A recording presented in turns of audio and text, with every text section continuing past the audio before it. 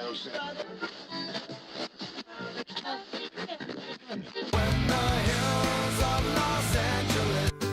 Angeles, I'm and most Hollywood nights.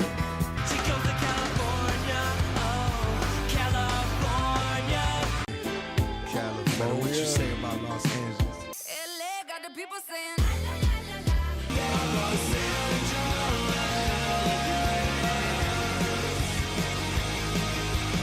You're listening to Corner of the Galaxy on cornerofthegalaxy.com.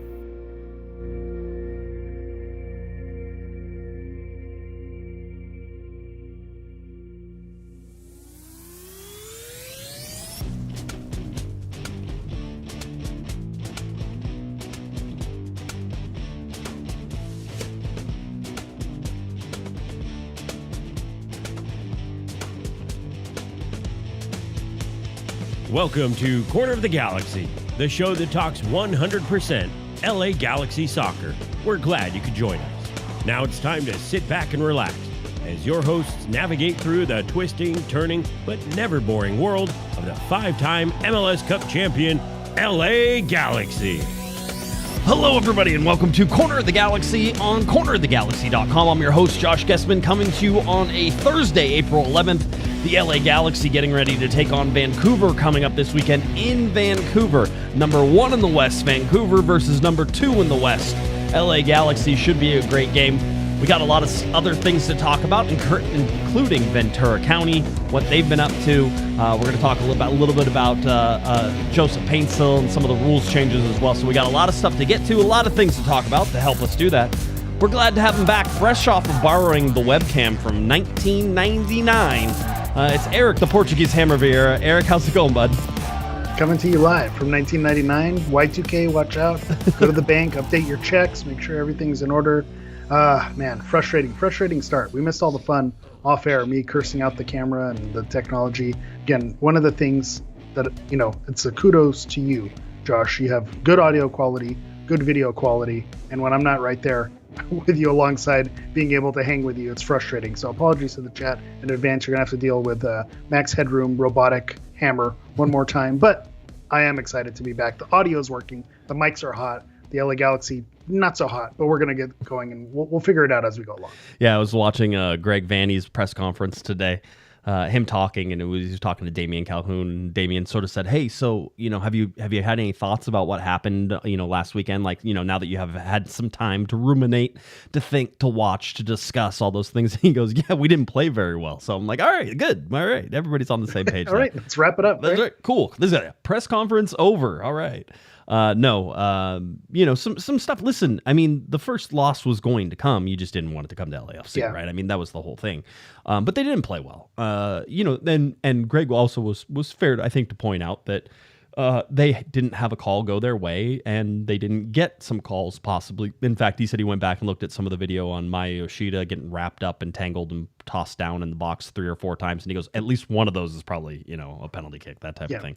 And it's like, yeah, you get it. But I think there's lots of stuff going on. If you, Catamount has a great article up on cornerofthegalaxy.com. He talks about Ricky Puig and how Ricky sort of is a lot of the opposite of what Vanny Ball really tries to be. And Damian Calhoun was talking about Ricky today and asked Greg Vanney about Ricky. What does Ricky need to do to have more patience? And Greg was like, have more patience. Like, we don't need him coming back to get the ball. Yeah. Like, he goes, I would love to see Ricky getting the ball between the midfield and that back line, right? He goes, because that's going to cause them to drop midfielders. It's going to cause space to open up. Like, so many other things happen. And so I do think there's a little battle of wills right now going on, just in terms of how Greg Vanney wants the team to play and how Ricky Puig wants the team to play. And Ricky getting out in transition and providing some of those really good passes on the outside like he was doing at the beginning of the year. We didn't see that against LAFC. And quite honest, we didn't see it the game before against Seattle either. So lots of stuff to fix for the LA Galaxy, which is good. That means there's room to grow, but you would like them to figure it out sooner rather than later, right? Yeah, that was my takeaway. You have the old adage: it's you don't lose, you either win or you learn, right? Those are and I think the Galaxy learned a lot in this game. I'll push back a little bit on the Yoshida part about him getting tossed down, and one of those has to be, we saw this with John McCarthy in the St. Louis game, arguing for the penalty calls and getting tossed around. The one characteristic, as much as we want this Galaxy team, the identity to be the killers and the killer instinct.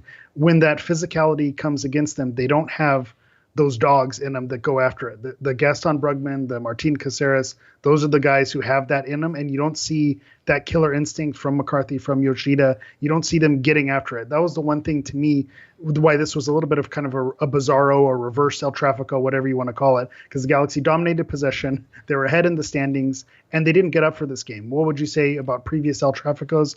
LAFC probably came in, a little heads, egos elevated, not taking the Galaxy seriously, but the Galaxy got up for those games and they went after it. This seemed the inverse. It seemed like the Galaxy, they weren't up for this game. And for whatever reason, they may have just picked a bad day to have their worst performance of the season. Again, still very early in the season, but out of all the games they've played, this was probably their worst performance. The thing that I'm also going back to with that issue with Puig maybe not following direction from Vanny, we saw this a lot with Chicharito as well. Chicharito, when he was asked to be the striker and to be kind of the lone finisher up there, he ended up dropping back into the midfield further than he needed to be. They needed him to be up front, do his job as a poacher, but he needed to go back and compensate for the inefficiencies that they had, and he was trying to kind of play a number 10 and a striker as well. And I think you're seeing that from Riqui Puig. You need him to be that number 10, that maestro pulling the strings, but he's going back and he's initiating the build-up almost like your third center back, and that's not what you need him to be either. So I'm torn a little bit on this as someone who was critical of Greg Vanney, but at the beginning of the season, I saw the vision, I saw what he was going for, and it wasn't necessarily the tactics, it was the play on the field where they were lacking, the set piece issues, and then some player individual mistakes. So I don't put it on Vanney. And so now when I'm going to seeing this issue repeat itself, happened with Chicharito, happened with Puig. So maybe it's not a Vanney tactics thing, but there is something about the player personnel management, understanding personalities. That part Vanny hasn't seemed to figure out to tell Puig, you mentioned it, it's a battle of wills. It's who's going to win out. Is it going to be the player who ultimately has the ball at his feet in the game? So, Vanny's not going on the field and being the maestro for the team. So Ricky's going to be the one who has that say. But at the end of the day, if that's not what he's being asked to do, then that's creating friction, and that's not a good thing either.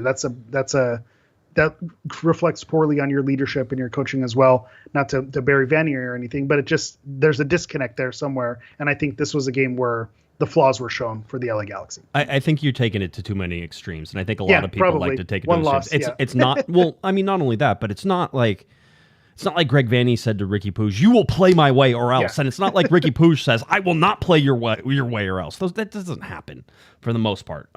It can happen. It's not happening on a functioning team that is fairly functional right now.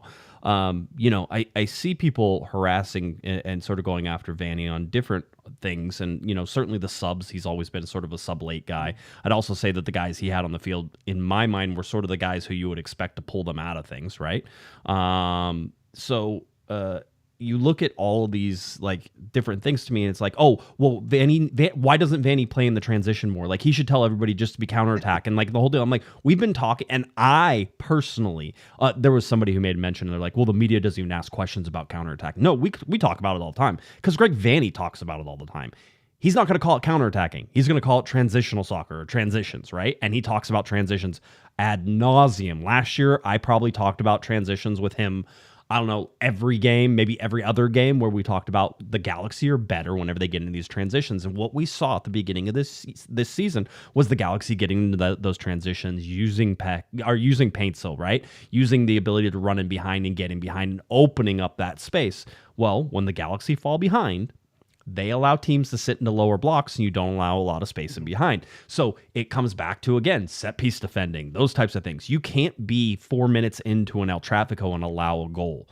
That's what's going to hurt you more than anything else that the Galaxy need to do, because now it feels like you have to generate things. And then you're generating against a low block, which is already difficult, right? And so you're not getting that speed. You're not able to use Peck. And then let's be very clear. The Galaxy had 3 or 4 very good transitional opportunities in that game, and they blew them. They absolutely blew them. And a lot of that was Riqui Puig blowing the passes and not getting them to the places they needed to be, right? Yeah. Yeah. So, and your point also goes back to why it's so important to score first. I think that comes across as one of those reductive things where, well, if the team that scores more goals is going to end up winning the game, if you score first, you're going to end up doing better. And it's not necessarily the goal itself. It's that when you score, you do end up encountering that lower block, and then it becomes a lot more difficult to break down. I don't know. I always go through that is it me or everyone? Why is it the two teams that I love, the Portuguese national team and the Galaxy, whenever they go against a team that plays a low block, they just can't generate. When you get the transition and you're flying and everything's going well, they look fantastic. But whenever you get a team that wants to hunker down, they can't get it done. So I don't know, is it just the teams that I love, or is that everyone? Is the low block difficult? There's a reason why it's popular and why teams do it when they're up a goal and park the bus. That's why, Jose Mourinho has a job everywhere he goes, because he knows how to do that, be a tactical masterclass in parking the bus. So maybe it's not just me, but it feels like it's just me sometimes. And so I think that's the issue with not getting the first goal. It's not the goal itself. It's, the style of play that you run into. And you saw it with possession. You can possess all day long. This was the joke that we used to make about the rivals across town is, hey, you won in the stands, you won in possession, but you didn't win on the stat sheet or in the goals where it mattered. We got plenty of possession, but it was aimless. The final third piece wasn't there. The offense just wasn't humming like they were in those first few games. And so that's really where it hurt them, is they're scoring that first goal. It's not that they gave it up. It's what they had to deal with after the fact. Yeah, and then again, you tie the game, and then right away you give up another goal on a shot. It's not a penalty kick. Everybody's agreed. There's like three people, in BMO Stadium that still think that was a penalty kick, right? Yeah. And they're wearing face paint, gold face paint. But Bouanga doesn't even think it was like he was even like, yeah, I created it, which is cool. I'm not going to hate on. I'm not going to hate on that at all. As someone who used to play striker, and you take every advantage that you get, especially as a bigger dude who maybe went down a little bit easier because it was more plausible that I would, that guy wouldn't flop. He's too big. They actually have to really hack him down to bring him down. Right. You play these things to your advantage. You drag the foot, you stick your foot out. Sometimes it works, sometimes it doesn't. I don't think anyone could get mad at him for admitting the gamesmanship. That happens all the time in CONCACAF. You see it all the time. There's a reason why CONCACAF is a term, because that's a thing. So I'm not mad at him for saying that. I don't think you could fault any striker who's trying to take every advantage. If that was our team, we'd be making those same arguments. Hey, that's a crafty player. That's crafty. A smart. That's crafty. You come up with all these different adjectives to describe them. So it is what it is. You're hard done by. It was not a penalty. I agree with that, but I don't think that's the reason they lost either. I heard your point earlier. The game changes, and then does that change how it ends up happening? But I don't think the Galaxy played well enough to say they deserve to come out of there with a point or with 3 points. Yeah, but show me what happens whenever it's 1-1 for a little while. Show me what the game looks like whenever it's tied again. We didn't get to see any of that for any amount of time for the entire game, right? Because the Galaxy give up a goal 4-0, so they're already in the fourth minute. They're already back, right? They score. The Galaxy score on Aude. Aude puts it in. Now you feel like maybe there's some momentum with the Galaxy. The other side goes down. There's a fault. There's a fake penalty kick, and then again the Galaxy are just playing from behind. I don't think they played well. I thought defensively they were actually pretty good. It's been all season, yeah. Yeah, it is. As weird as it is with the goals against. Because I was looking at that when you look at the standings, Galaxy are sitting at 11 goals against, which is not great compared to the rest of the Western Conference or the rest of the league. But when you take, like you mentioned all the time, take away the set pieces, take away the dumb giveaways, take away the penalties. And it's not awful. It's not the worst thing. The open play defense is actually really good this year. So that's good. Except what our eyes are seeing. Except that the Galaxy keep giving up set piece goals. So anyway, Vanny talked about that in his press conference as well, talking about giving up the front post space and how you don't track somebody in the backside and how it freezes, the whole deal. And it's like, we got to do better. And he said we do better on that than on one side than the other. And I was almost like, which side? Which side is the better side? Is Aude doing a better job, or is Yamane doing a better job on the front post? Because that's usually where the outside backs would be, is on that front post in that area. So something to watch. Let's get to a little Ventura County information, just because it's fun. They had a big announcement. We'll get to that in a second, but they are tops in the West right now of MLS Next Pro. I don't know that we expected that. They've played 4 games. They've won 4 games. They are top in the power rankings in MLS Next Pro. All of this to say is that the LA Galaxy's reserve side is putting up good numbers, is playing some good soccer, and is scoring some good goals. That can only benefit the senior team in the long run, right? So all of this stuff, while it is MLS Next Pro and very much well below what I would consider USL standards, I think that what Ventura County is doing, and I'm almost gotten used to saying it by now, but almost what Ventura County is doing, it seems to be a positive thing. 12 goals for, 5 goals against. Again, we talk about defense and the whole deal. If they are playing like the first team, then there's been some consistency. The LA Galaxy started hot, and now you have Ventura County starting hot. So that's sort of one of those things that we can watch and say, okay, that's kind of fun, and you get to look at guys. And look, you got Tucker Lepley down there. Gino Vivi was in the Gino Vivi hit a banger the last. He was on the bench in El Trafico and then went and played for Ventura County and hit like a banger curler. And people were like, that's the kind of goal we needed. Yeah, okay. There's a big difference between levels here. Okay, let's just. But that's what you want to see, to Yes. your point. And what I like about what I'm seeing here is that you see those familiar names, the Gino Vivis, the Johnny Perez's, the Mauricio Cuevas, where these are guys who the first team minutes aren't there, but when they go down and play with Ventura County, they're getting goals, they're getting results. And so that's exactly what you want. You mentioned it, the quality of the league, we can say it's, below USL Championship or wherever it is that it lands, whatever you want to call it, third division. So if we are players who are on the bench during El Trafico are going down to this lower level league and then getting, completely washed by these other teams, that's a bad sign. Right. So this is exactly what you want. You want your depth players who are on your bench and maybe don't have those first team minutes to go to this reserve league, get their minutes, keep their fitness up, play against other, quote unquote MLS level, on the fringes probably of their same level and be a step above them. So I'm with you. I don't exactly know how to feel. I don't know that, I'm going to, I'm not going to get the championship banner. I'm not going to fly out for the parade just yet, but it is what it is. And I'm not upset about it. Right. Is that a fair reaction? Is it proof of a functioning organization? Is that what we're trying to feel through this? Because this is one of those, we'd have to look back at previous MLS Next Pro champions, because I know it's been 2-3 years in the works now, and so I don't have it offhand, but I could probably go and search it up, or if the chat looks it up. But if you see names like your Philadelphia's who have been always around, your Dallas Academies seem to always be in there. If you see some of these familiar names pop up as those champions, Columbus, in there, these high functioning organizations, if those are the types of clubs that are taking the MLS Next Pro Championship and the Galaxy are in that conversation with their feeder team, that's exactly what you want. So I'll look into that while you vamp or go into our super chats. No, that's fine. I do want to get to super chats. I want to finish up with Ventura County here. They did have their big announcement. The big announcement, which is one we already knew, mostly, is that they were announcing that their stadium partnership with Cal Lutheran University.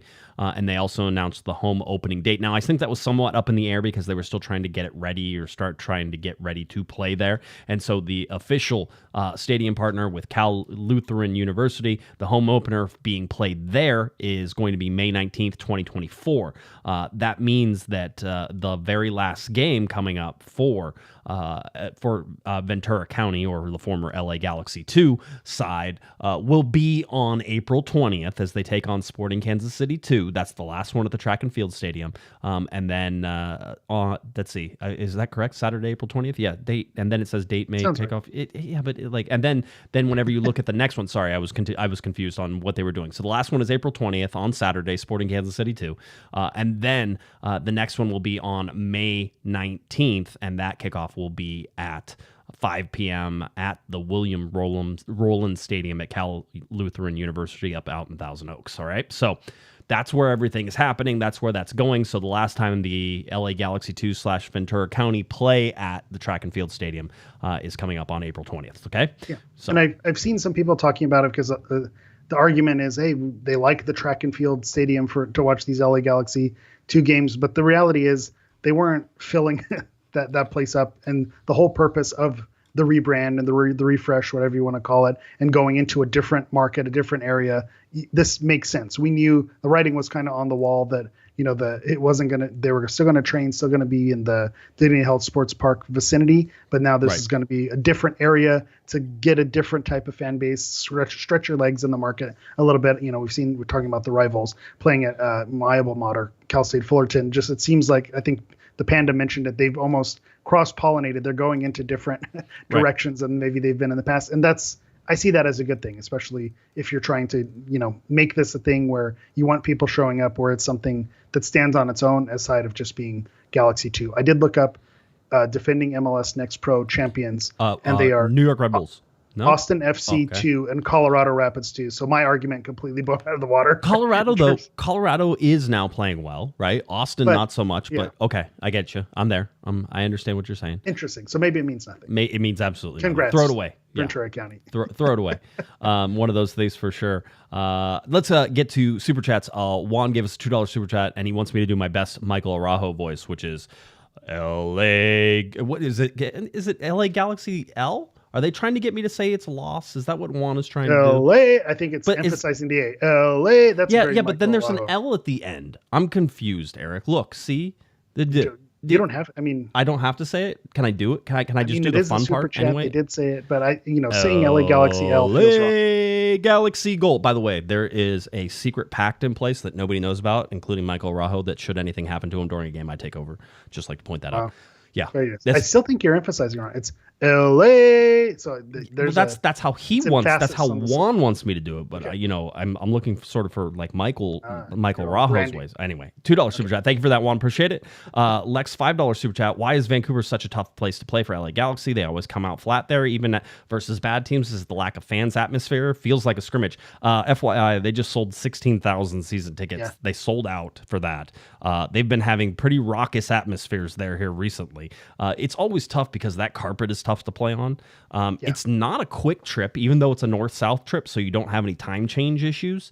It's just a long flight. It's like a 3-hour flight to get up to Vancouver. It's far. It's not It's close. in a different country. Yeah, it is. You need a passport and everything. Yeah. So we'll talk about that as we get a little bit closer to it. And then Adam asks, $2 super chat. Guys, can you go over rumors and the referee for Saturday? I don't think I've seen the referee for Saturday. I'll have to look. I was looking at announcing teams and all that fun stuff. I'll go see if I can pull up the referee on that. But rumors, there aren't any really right now. Okay, Garces was the last one, and that's done. You're shutting down this particular rumor mill right now. There's lots of stupid stuff out there, I would say, and there's going to continue to be stupid things. So just chill. Let's wait till everything sort of comes around for the next window. And plus, really, the LA Galaxy now have to play with the guys they have. As soon as Garces comes in, I did not hear an update on when he was coming in. I've been trying to find out, and I haven't heard anything. But once Garces comes in and you're sort of like, okay, now they've got that, then the LA Galaxy have to evaluate where they are at, right? And then they have to figure out who they're going to go after and what positions of need do they have, right? I would consider right now a second striker position of need, right? So I see that. The Galaxy are going to have, I think, some room to do some things. We talked about possibly a TAM player, and then a U22 is still available there. We're going to talk about MLS rules here in just a second, but those are sort of the things. So there's going to be, I think, a chance to impact the LA Galaxy in the summer, Eric, and make them better, which they're going to be. But where that is will depend on how the LA Galaxy are doing as they get to that summer window. Where's the big need? And I think we're just sort of guessing right now. I think second striker seems like it's the most obvious answer right now, regardless of if Dejan Joveljic continues on a hot streak and finds his form again, even if he goes golden boot form. I think we've seen enough what we needed to see out of Miguel Berry to know if something happens to Joveljic or someone coming off the bench, that he's not the answer. So I think looking for a secondary striker is something that they're going to need to do. Similar to what they did when they brought Dejan in. They brought him in, I believe the season was already further along. And so he became that super sub for a little bit and then worked his way in. So maybe you're building the successor who's going to come in, someone with maybe a pedigree in a lower division or lower level league in Europe, to come in and be your second level striker. Or, right, maybe the big fish is out there and you're able to get the Zlatan type TAM deal to finish the season. And then with the handshake promise of a DP, with workings after the fact, because we know with the machinations, you're going to talk about the rules. Maybe there can be some flexibility with some of the DPs and the way that they make it work. I did find out referees, if you wanted to get into that now. Yeah, the chat room hit me up, referees. So yes, Perfect. please give the. Tell me you've heard of this referee, and good. This happened last week with John Freeman, and we saw how that worked out for the Galaxy. This is another kind of a lesser known name, Ismir Pekmik.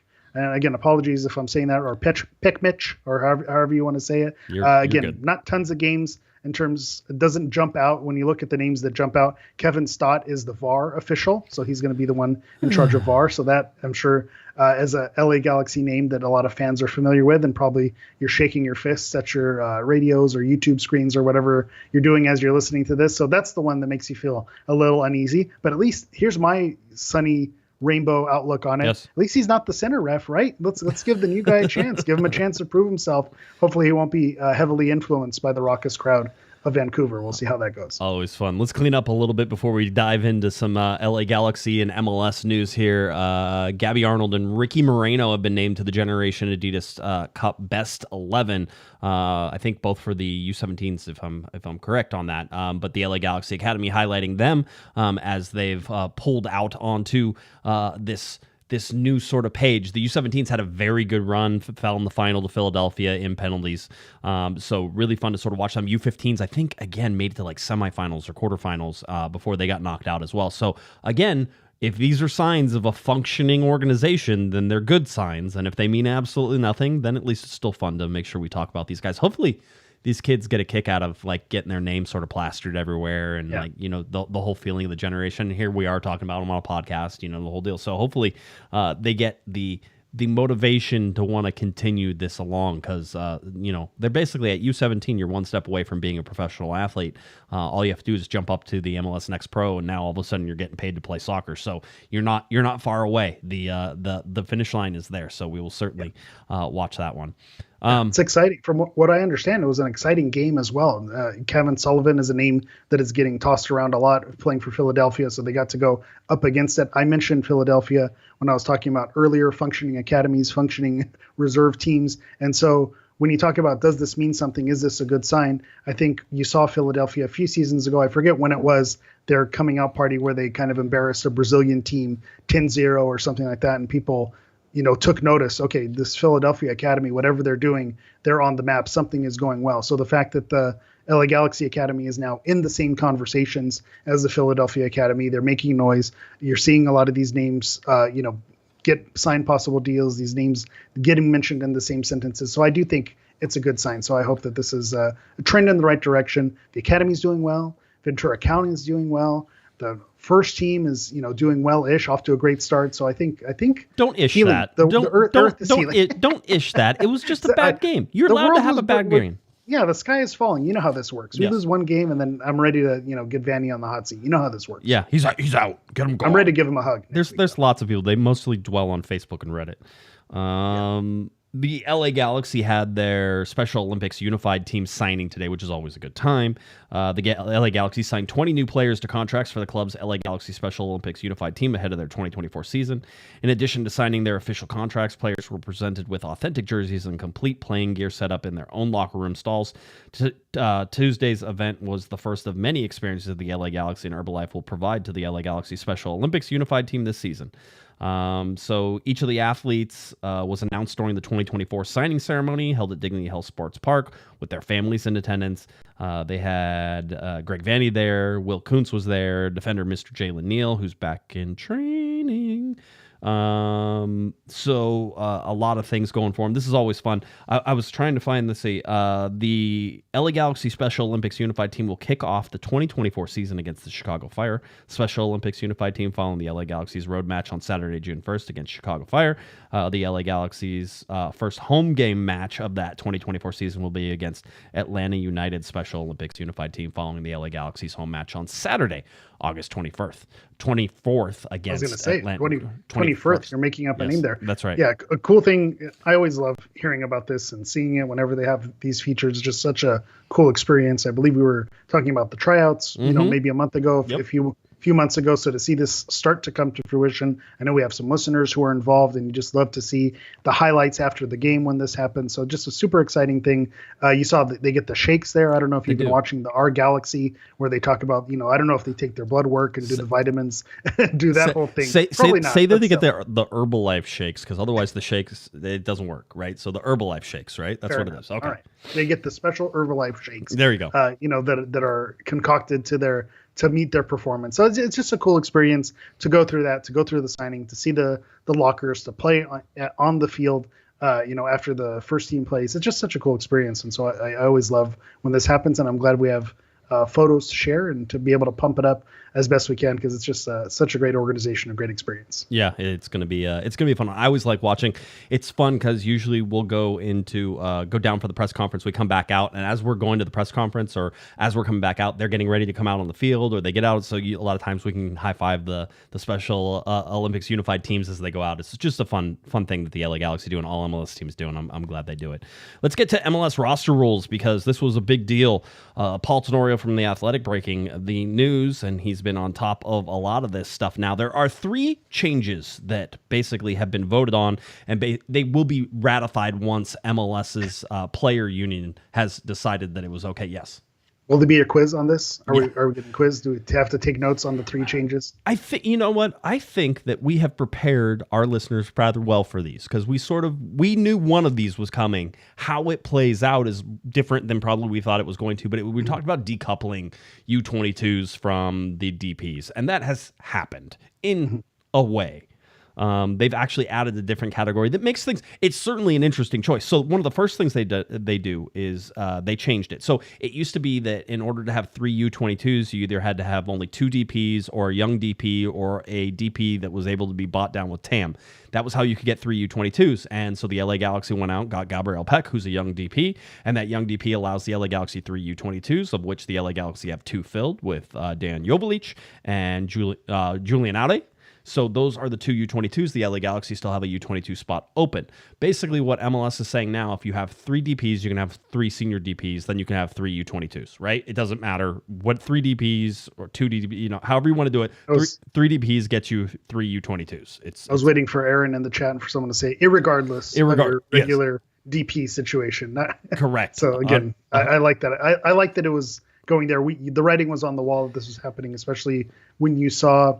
It made me a little curious because we saw Ricky move from a young DP to a regular DP, but then with the addition of Gabriel Peck, you think, well, do they still need to check the box? But I do like that they're doing this. I think it is a sign. If you want young talent and you want high-profile players, this is a step in the right direction. We'll talk about CONCACAF Champions Cup and competing in that and different tournaments. But I think when you want to build a competitive roster, these are exactly the type of players who are going to make the difference in these teams. Now, there is still an advantage to having a young DP versus a senior DP, and that's the cap hit, right? And depending on age, it's either $150,000 or $200,000. Now, a regular designated player, and this one you'll want to write down because we'll be coming back to it, a regular DP has a cap hit, and everybody has to understand that. There are 3 players on the LA Galaxy that are DPs. They all have a cap hit.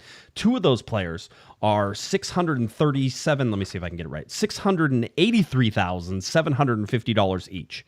All right, that's nothing. That's the max budget, right? And then you have somebody like Gabriel Peck as a young DP, I believe, who takes up $200,000. So instead of $683, it's $200,000, which means that there's a savings about $480 something thousand by having a young DP and being able to place them on the roster, right? It's about cap space. Spots 1 through 20, only this 1 through 20 senior roster counts against the cap, okay? And that cap this year is $5,470,000. So when you think about what you're spending on just 3 DPs, if they're all senior DPs, right, you're $683,750 times 3, that's do the math quick. Yeah, $2 million. It's $2,051,250.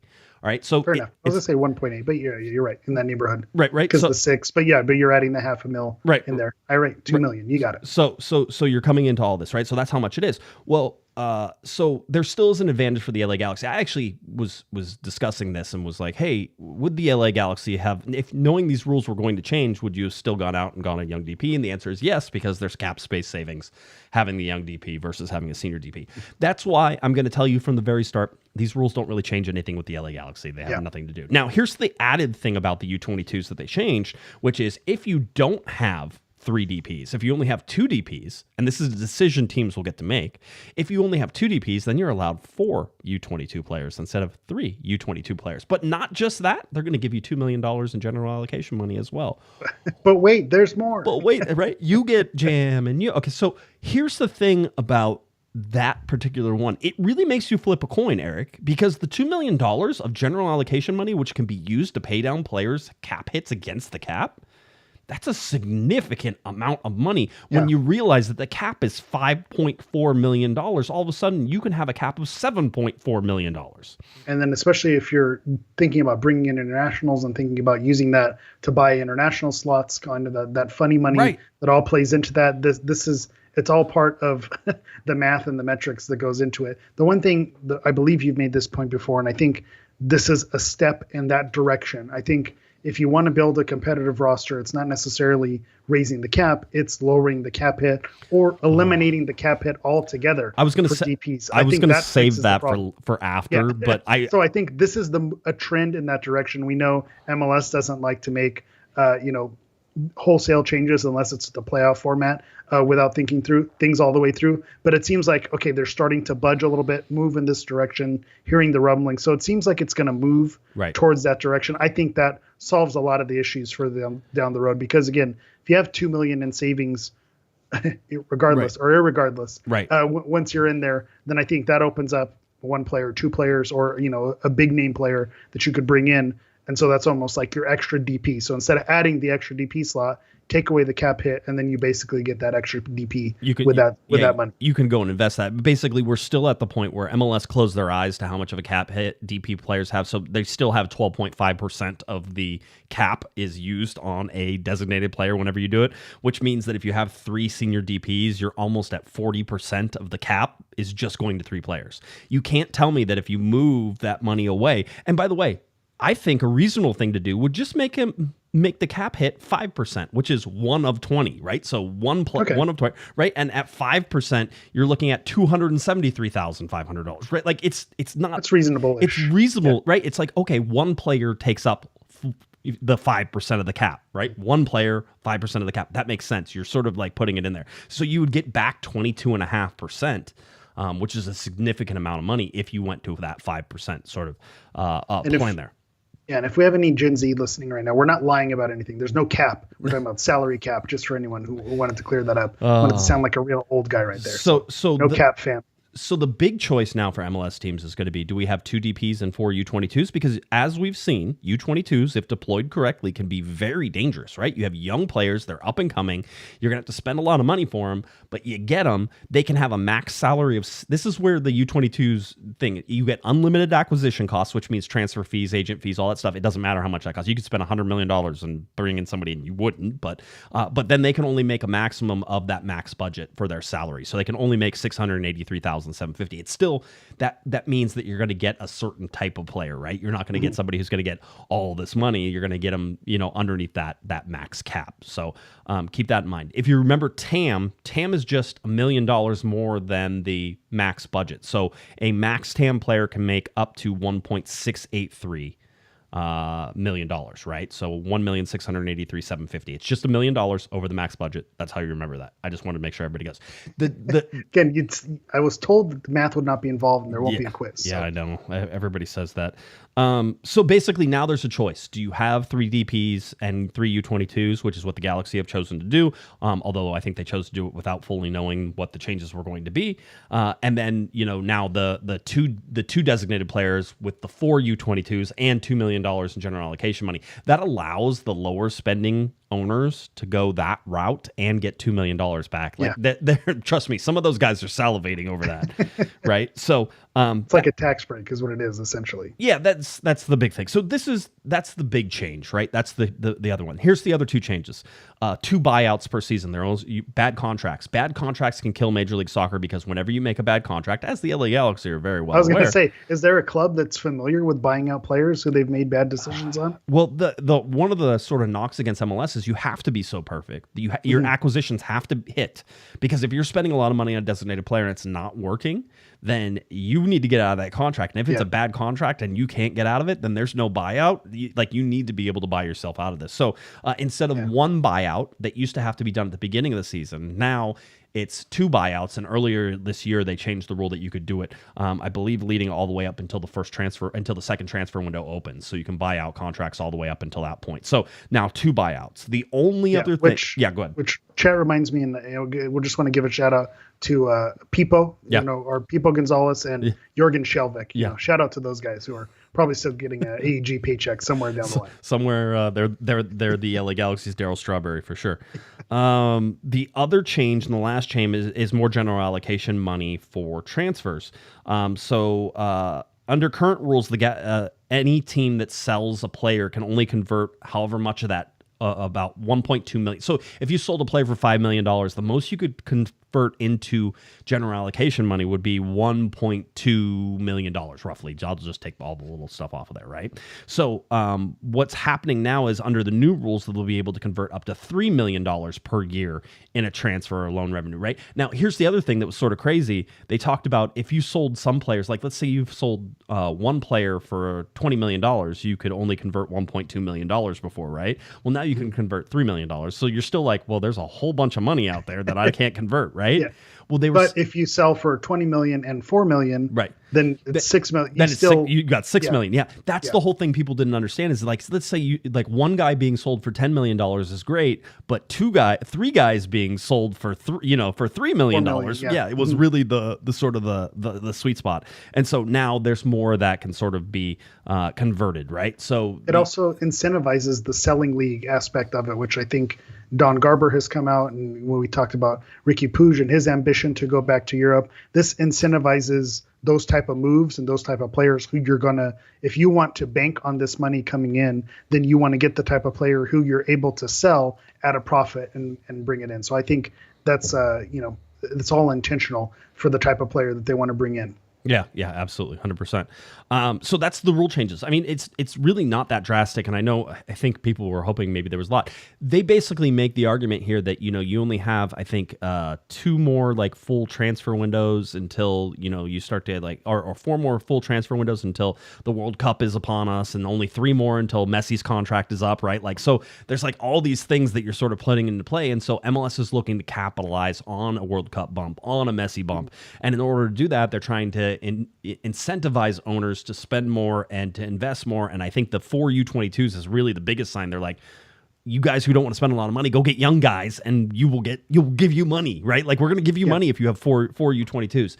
I'm interested to see what happens with the LA Galaxy in that, just by how Will Kuntz sort of likes to build things, right? I have a feeling the Galaxy are always going to be a 3DP, 3U22 sort of team. That feels like it's a good balance, and I think you get a lot, but there's going to be teams who are successful. Maybe look at like a team like Dallas who would go with like 4 U22s, or Philadelphia might go with 4 U22s. Maybe even somebody like the New York Red Bulls sometimes would be a 4 U22 team than some of the maybe really big spending teams. Like Atlanta United's going to be a 3-3, right? That's Well, and I think we've shown it with the boycott last season and just the expectation of the fan base. If we had an empty DP slot, I think people would riot just because you need to have, just with who the LA Galaxy are and their brand and their name and what the expectation is from the fan base, not having 3 DPs to start a season or without the promise of a handshake or a wink or whatever it is that this DP is coming down the line, I think it would cause a lot of problems and a lot of friction with the ambition that we want this team to have. So I think you're right. This is going to always be a 3DP franchise. Yeah, it seems that way. Now we switch over. Paul Tenorio has another story talking about Joseph Paintsil and sort of his journey to coming to the LA Galaxy. Some interesting little notes and quotes I'll pull from this just because I thought it was fun for us to talk about.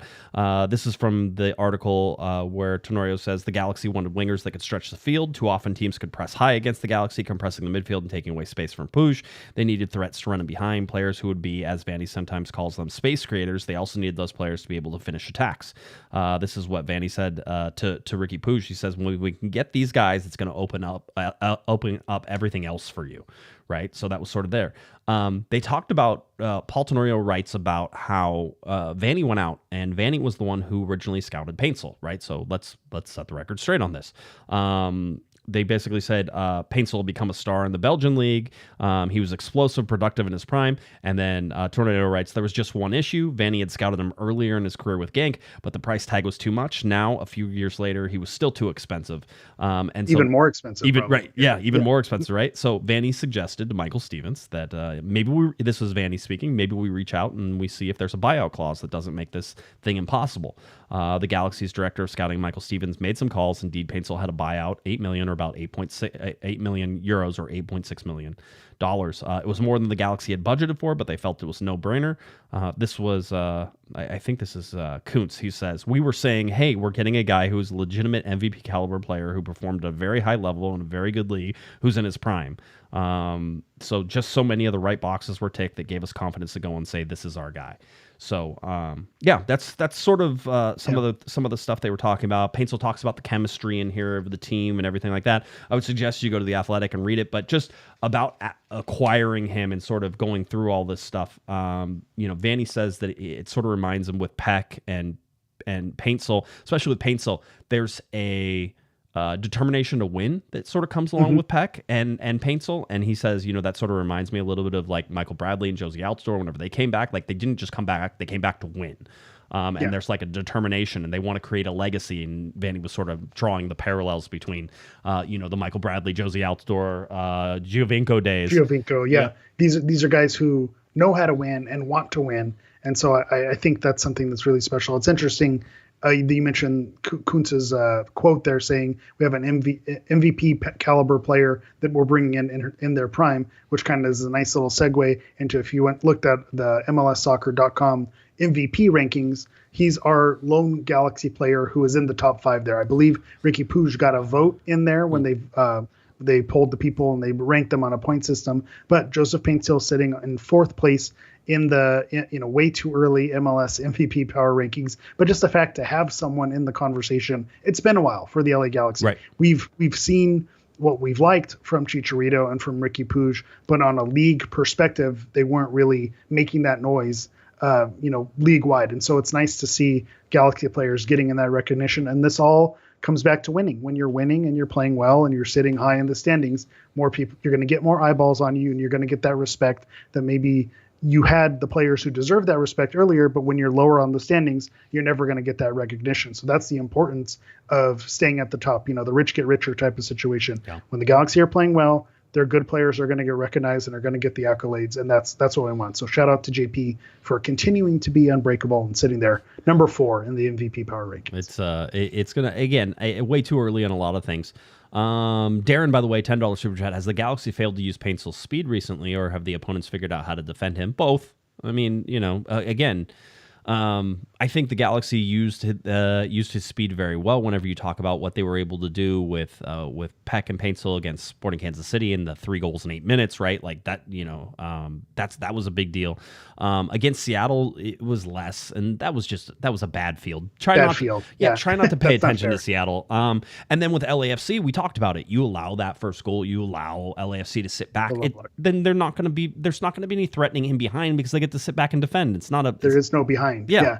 And so my response to Darren's question is, when you have speed like Paintsil appears to have, there's no preparing for that. You're either faster or you're not faster. Yeah. You're going to be able to keep up or you're going to get smoked. And you saw it with the St. Louis. Once he gets going with a full head of steam and there's space, right, then there's no game planning for that. If you get into the low block like LAFC did, that's a different conversation. So to that point, I think teams are never going to be able to prepare for that. But the second point of he's not going to surprise teams anymore. I think people who maybe weren't familiar with Paintsil's game and didn't know who he was and weren't familiar with the Belgian league, we didn't have a bunch of Genk heads in the league, knowing what to expect. I think they know who he is now. They've seen what he can do. They've seen the flashes of speed. So I think that is going to be a thing where teams know that this guy's coming now. It's not going to be a surprise. But at the end of the day, speed kills. It is what it is. And so if the space is there, he's going to be able to beat a lot of players 1v1 in the foot race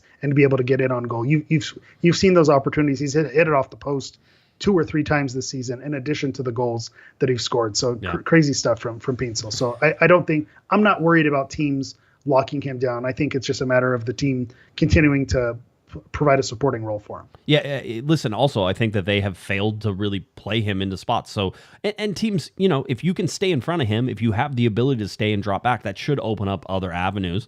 It didn't in the LAFC game, mostly because I think the Galaxy did a poor job of taking advantage of whenever there was space, either in behind for him or in behind for Peck, or, finding Riqui Puig where he wanted to be. So that has to change too.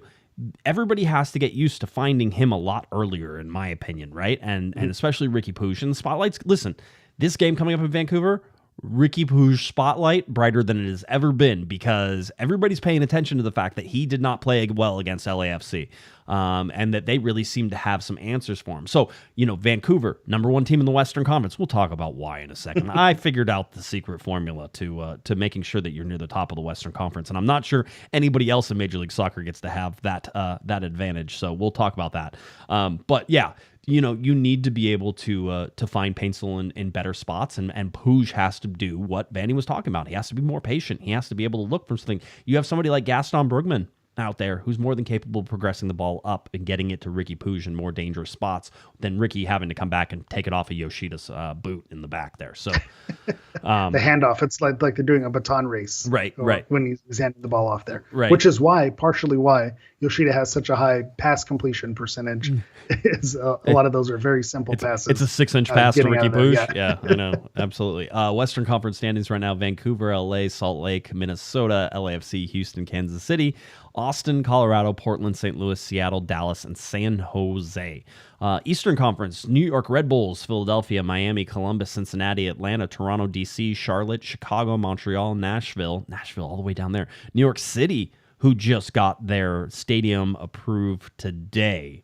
Kudos to them. Congrats. Yeah, so that one's going in Queens, right? So that'll be a lot of fun whenever that stadium gets done. I think they have sidetrack. Yes, I think they have a sleeping giant there, because with baseball stadium, there's no way to make that look good, but they have pretty good attendance when you look at the numbers. And so if you shrink that stadium down, make it soccer specific, I think you have an atmosphere that's waiting in New York to be raucous and to be dangerous. So that's a team that could scare me once that soccer specific stadium gets built, because I think they have a sleeping giant over there. Yeah, very well could. And pointed out that New England still doesn't have a stadium. New England could be similar if they get a downtown Boston sort of stadium. I would imagine their numbers aren't horrible, although the way they're playing right now is not great. So, although they did get a win in the last one, so that was something to sort of watch. Let's look at the matches coming up on Match Day 9. LAFC and Portland. Portland hosts LAFC. You have Charlotte hosting Toronto. You have DC hosting Orlando. Montreal hosting Cincinnati. New York Red Bulls hosting Chicago, and then New York City, New England, Dallas, Seattle. Now we get to some of the Western Conference teams with Sporting Kansas City and Miami. Miami just knocked out of the Champions Cup, CONCACAF Champions Cup. You have Minnesota hosting Houston, RSL hosting Columbus, San Jose hosting Colorado. That's kind of an interesting one to me, just to sort of see Colorado on the road going against what looks like a really poor San Jose team. So watch that one. Then you have the LA Galaxy heading up to Vancouver, Atlanta hosting Philadelphia, and St. Louis hosting Austin. So those are your games coming up. If you're wondering about broadcast partners, here's all of them. For the LA Galaxy game, it'll be Blake Price and Paul Dolan on the call for everybody on MLS Season Pass.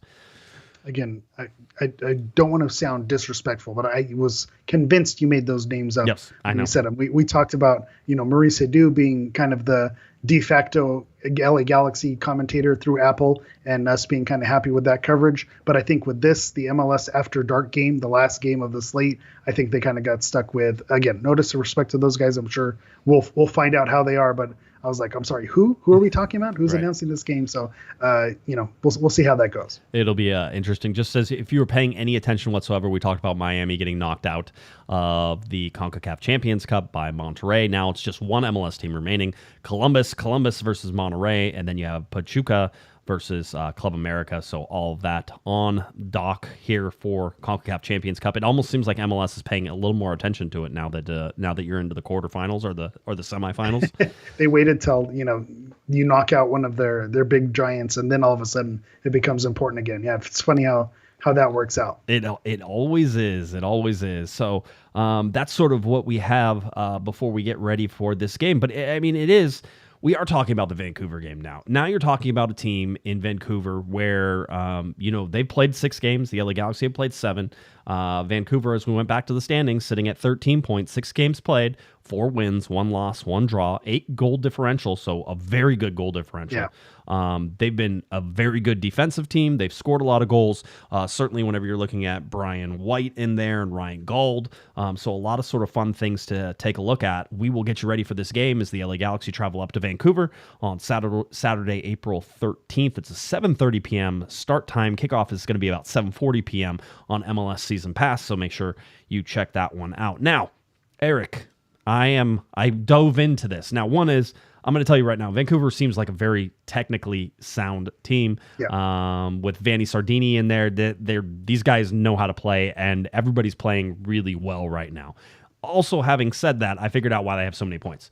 Yeah, tell us about it, because, again, we can talk about how the Vancouver team is a bit of a bugaboo team for the Galaxy. Whether we go there or they come here, they seem to always have our number. We seem to always struggle against Vancouver. And you mentioned some of the players who scare us, but I think so some of the reasons it's weird seeing Vancouver when you look at the standings, and especially as someone who's done a lot of prep for the podcast and looks up the standings every week, looking for Vancouver, it's like, where are they? They're not at the bottom where they usually are. Seeing them at the top of the standings is kind of weird, but you do have a theory on why that is. Yeah, well, by the way, you were saying it's a difficult time for a difficult place for the LA Galaxy to win. The last time the LA Galaxy beat Vancouver was a 2-0 victory in April of 2019. That was a goal from Mr. Daniel Steres and one, I don't know if you heard of this guy, Zlatan. I was going to say, I remember Zlatan going there and taunting the crowd. Yeah. Yes, absolutely. So that was the last time. If you go back, the Galaxy actually beat Vancouver whenever they were playing at RSL Stadium in Rio Tinto during the COVID times, all that fun stuff. Okay. So that doesn't really count. But that was the last time, and there are not a lot of wins on this thing for the away LA Galaxy. Like, once you drop off there, my stats go all the way back to 2016, and I don't see another win, right? Like, it's on the road. So the Galaxy don't win in Vancouver. A lot of reasons for that, the turf being probably the biggest one. The travel, like we talked about, a little bit further than you think it's going to be. Always a little more difficult that it's going to be. Again, it's going to be, I would say, pretty raucous atmosphere whenever it comes to number 1 in the West, number 2 in the West. Vanni versus Vanni. That's always fun too. But here is the Vanni Bowl. Yeah, the Vanni Bowl. Here is the big reason that I see it right now. When Vancouver takes on the LA Galaxy, this will be their 4th home game in a row. 4 home games in a row. They started the first 2 games. They had their first game at home, and then they went on the road for 2, and now they have 1 game which they lost to RSL, which was a home game. They beat Portland 3-2 at home, and now they beat Toronto 4-0 at home. But again, that's 3 home games in a row, and now the Galaxy come up there, and that's going to be 4 home games in a row. That's called tilting the field a little bit in some of those. So that explains a lot when you we talk about goals against and home field advantage being a thing. And they've only had 2 away games. Let's be very clear. Out of 6 games, they have 2 away games. Now with their 7th, they'll have played 4 in a row home games, or 5 of 7 games at home. That's quite a home stretch. Which your joke is, unless you're the LA Galaxy, playing at home is going to put you at the top of the standings. Yeah, absolutely. Mr. Provino goes, Montreal hasn't even had a home game yet, mostly because they're way up in the frigid north there. No, you look at this, and this is one of those things. So again, maybe the stats are skewing a little bit towards Vancouver and what you're seeing. That being said, if you've watched them play, I think you've seen a fairly comprehensive team. They are good from front to back. They love transition moments. Again, we'll call it counterattacking, but they love transition moments. That's where they have sort of excelled. In this particular game, I think they got at least 2 goals off of transitions. One of them was off defending their own corner. And they were able to score a goal off of defending their own corner, and they broke through with 1 pass, and you score a goal. So It's that front 3, and I don't know if you have their lineup from their last game. Again, Toronto has had somewhat of a decent start to the season. They absolutely made light work of them.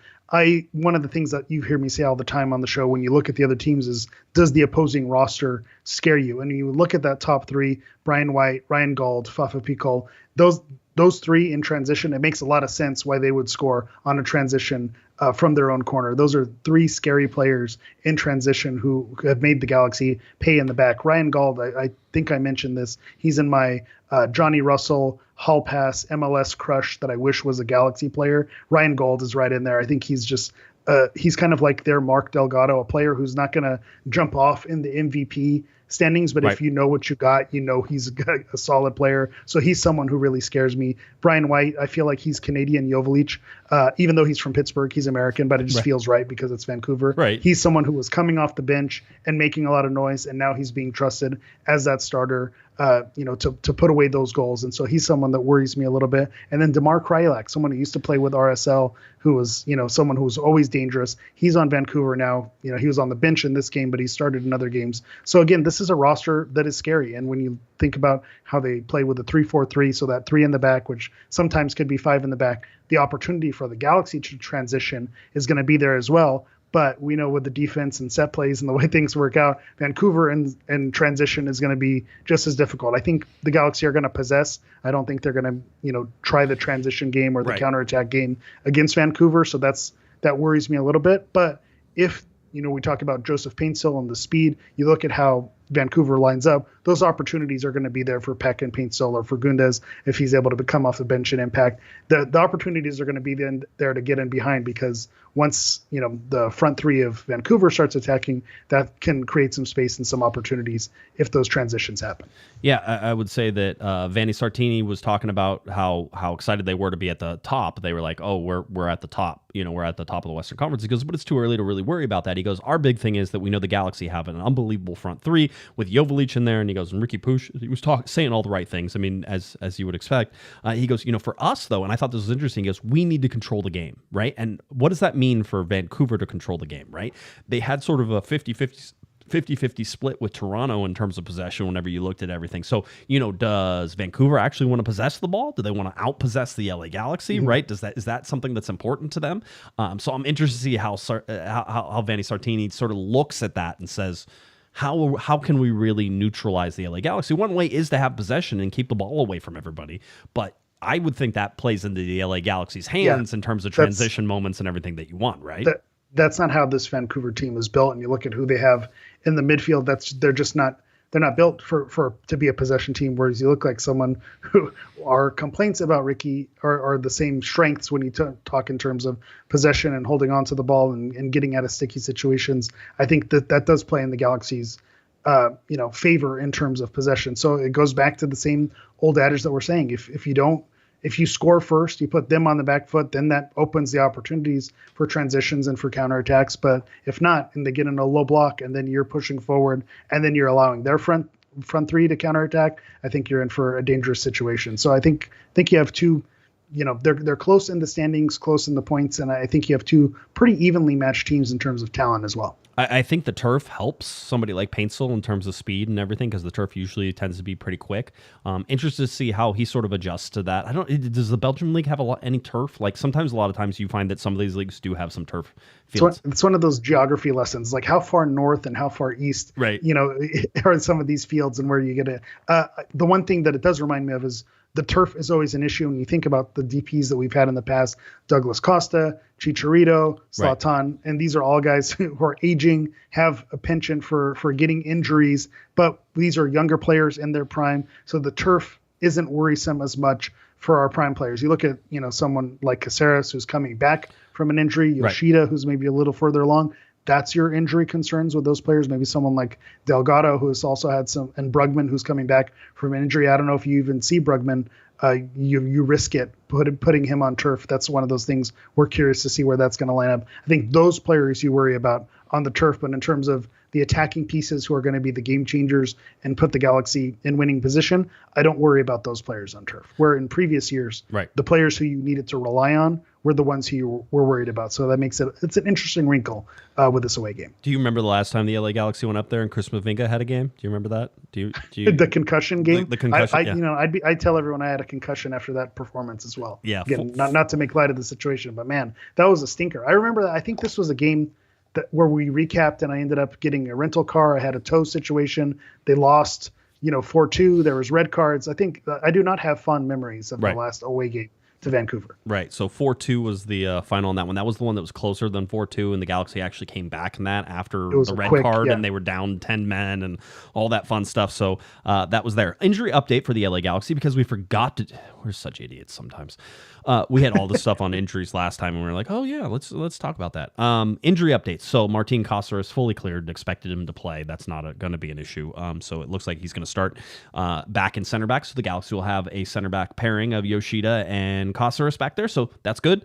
The other injuries we have, Eric Zavaleta, who's in the concussion protocol. Vanny says he has one more check with the doctors tomorrow to sort of clear that, and so he expects that he'll be available. So we expect Eric Zavaleta to be on the bench for that. The other big one is Jalen Neal is back and training. Greg Vanny said this weekend he's hopeful that if everything goes well, that he will be down with, as he said, G2 or Ventura County and get some minutes there. So that way he can sort of get back from playing because he hasn't played in a very long time, right? So just sort of do that. Exactly what you want. That also is VCFC doing their role and doing their job. Right. That's now your opportunity to get those players in, get the minutes without maybe putting them in a high risk situation. Yep. So that's one. So Jalen Neal, basically a week away from really joining the full senior team again, is sort of what it looks like and what Vanny was talking about. Other than that, he says everybody's healthy. And he started it with saying everybody's healthy. So he sort of expects that, Jalen Neal right now is technically healthy. He's going to go play some soccer, right?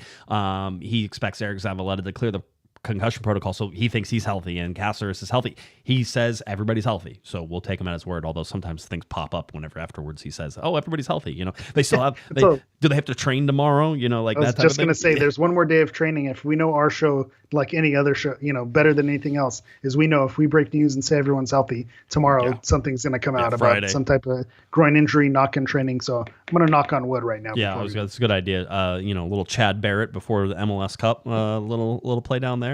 So anyway, I don't like it. I don't like it at all. What does D ratings have to say about this particular one there, Mr. Hammer? Our world famous D ratings is we're starting to figure them out. We started to figure out 538 and what their MO was. We know the D ratings likes a home field advantage. So Vancouver Whitecaps are at home, so they're heavily favored. The Vancouver Whitecaps are at a 49.2% chance to win. The LA Galaxy at a 26.3% chance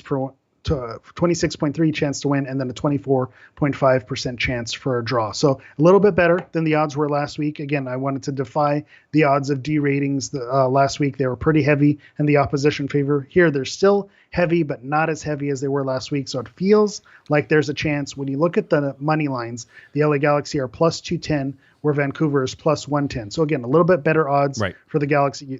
Vancouver obviously still the favorites, but if you're a betting person, again, not a financial advisor, the Vegas is looking this a little more even than maybe some previous games this season. You look at the over-under sitting at 3 goals. So again, over at minus 125, under 3 goals at plus 105. So 3 goals seems to be that magic number on where they think it's going to land. And so again, how you're feeling on turf, maybe under feels like the way to go if you're going to bet on over or under 3 goals. It could be a wacky game too, right? Like the 4-2, yeah. I mean, you could see like a wacky game and everything. Gary, $5 super chat. Thank you for all hard work. Galaxy win 2-1. Predictions, Eric. Predictions guaranteed to be wrong. Chat room, your predictions, please. If you want us to read off your prediction, go ahead and hit that super chat button. Give us $1, and we'll read it right off. All right, Eric. Predictions guaranteed to be wrong.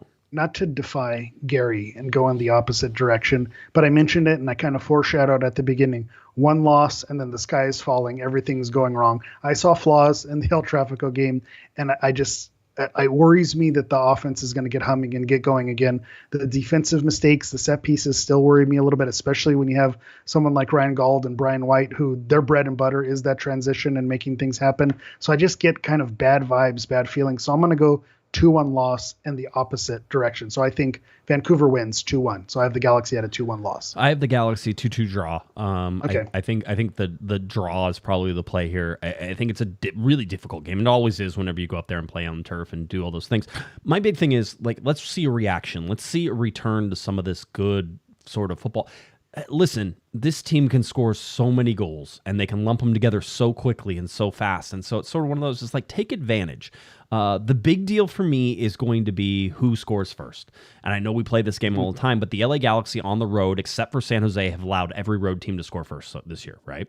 So for me, I'm like, okay, well, now score first and put the pressure on Vancouver to do something, because that's what Vancouver did to Toronto, and they just ran away from them. And if you looked at the XG, by the way, Toronto had the better XG. It was 1.5 to 1.2, right? So it's like it's and one of those 4 goals. That's crazy. Right, For 1.2. Yeah. Exactly, right? So you look at that and say, okay, listen, they're going to have some transition moments, and the Galaxy have been really good at defending transition moments. Again, we talk from the open play, the Galaxy are basically lights out this year. Watch the set pieces, duh. That has to get better. It just has to. You just hope it doesn't continue to be a trend, because we've had previous seasons where letting in goals in the 90th minute, it just seemed like that just was a definitive characteristic of a Galaxy team that season. And so you hope that set pieces don't become a thing. I also have in my notes, and you mentioned it, this could be an opportunity as like a get back game. They had a little bit of a dip, a little bit of a slump in form. And so this is an opportunity for them to say, okay, hey, we had a hot start. Let's not forget all the things that we learned in those first few games. Let's get back to that. It's an opportunity. So even though I'm predicting the 2-1 loss, prove me wrong. Show me something different. Yeah. I would also like to point out that Takaoka, the Vancouver goalkeeper's been playing really well, right? So that's another thing. Watch the LA Galaxy have like 13 shots on goal and not getting any. Like it's going to be one of those where he stands on his head and sort of stops things in there. So again, a big game for the LA Galaxy. I'm interested to see how they play. I think this is going to tell you a lot about how this team sort of views themselves right now, what the health is. This is a health report sort of team or type of game. The LA Galaxy headed up to Vancouver again. 7:30 p.m. is your TV start time. 7:40 is your kickoff time. It is Saturday, April 13th at BC Place up in Vancouver. I know there are some people up there who have already traveled, so enjoy your time in Vancouver, what's supposed to be a beautiful city, and go see the LA Galaxy play. And anything else you got there, Eric? Vancouver's a good time. So those of you who are there, enjoy yourselves and enjoy the raucous environment. I think we've said that several times about BC Place, whether it's a real thing or not. The other thing, I always have our kit updates, our merch updates, with our connections that we know someone in there. We know that the Earth Day tops were released. And so if you haven't checked those out, the Galaxy released them. And so in previous years, they had the Parley kits where it was Earth Day and then the whole league wore these kits for the whole weekend. That they are moving away from that this season. So one of the questions that I asked, are these pre-match drops, or are these going to be the kits that the whole league wears that particular weekend? So the Earth Day, Save the Environment kit that is happening, it is a pre-match top. So it's a pretty good looking kit. If you haven't had an opportunity to go check it out on the Galaxy website. And since we were coming off an El Trafico, the next game that they're going to be playing against LAFC will be at the Rose Bowl. So one of the questions that I had was, Rose Bowl merch last season was definitely a thing that was really popular. So I asked, is that something that the Galaxy are going to continue? And I have heard rumblings that they are not only going to continue it, but they're going to be updating and giving some new looks and some different versions that were different from what they released last year as well. So Rose Bowl gear seems to be like it's possibly coming down the pipeline. So exciting news on the merch front. I like to always end the show with those little updates from our friends inside the LA Galaxy. Well, very good. Well, I think we're good. I'm excited to see all this stuff. I'm excited to get back to the stadium as well. It feels like it's going to be a long time. Before we go, just the schedule for the LA Galaxy away to Vancouver, their only home game of April coming up on April 21st against San Jose, and then on April 27th it's away to Austin, and that's like a 10:45 a.m. game. So stupid. Anyway, so that's sort of one of those to keep an eye on as you go. And then if we're looking at sort of May and where May has to land, we look at away to Seattle, home to RSL, away to Minnesota, away to Charlotte, home to Houston, home to Dallas. So again, it feels like the LA Galaxy playing more away games than home games whenever everything's in its balance. It feels like every game is away, but it should start to even itself out a little bit. And even if it doesn't, the home games are coming. They have to have 17 of them, right? I was going to say it has to happen, right? And I think when we're getting to how many games they're playing along the season, we're getting into that 1/3, 1/4 mark, wherever you want to mark it. So when you start to hear, the standings, the power rankings, you can't really read too much into that. We're starting to get to the point where we're starting to notice these trends. We're starting to notice the trends in set pieces. We're noticing the trends in goals for and goals against and all these different styles of play and players who are, starting to take leads in terms of golden boot. And so I think we're not there yet. I think it is still a little bit too early, but we're closer to starting to make some of these judgments than further. I think there's enough of a sample size to start realizing who these teams are this season. It's exciting. All right, Hammer, tell people where they can find you. Let's go. All right. As always, you can find me on everything at Hammer EV9. That's X, Instagram, TikTok, Threads, all the things at Hammer EV and the number 9. All right. If you're looking for me on Twitter and X, it's at Guesman at Galaxy Podcast, cornerthegalaxy.com. Great article by Catamount up there. Make sure you check it out. Ricky Poosh might want to read it too. get everybody straight for this Vancouver game coming up on Saturday. So a lot of fun things coming up. We'll be back on Monday as we recap this game. So we're glad you could join us for our second show this week on a Thursday night. LA Galaxy at Vancouver coming up on Saturday at 7:30 p.m. For Eric, the Portuguese Hammer Vieira, I'm Josh Pato Guesman. You've been listening, you've been watching to our little Corner of the Galaxy. Have a great one, everybody. You've been listening to the Corner of the Galaxy podcast on cornerofthegalaxy.com. You can follow the show on Twitter and Instagram at Galaxy Podcast. And be sure to check out and subscribe to iTunes, Stitcher, and Facebook by searching for Corner of the Galaxy. Fans, we thank you for listening. We ask that you be kind and courteous to your neighbors as you leave the podcast. We thank you for joining us and look forward to seeing you again. Until then, I'm Michael Araujo, and on behalf of the entire Corner of the Galaxy crew, goodbye.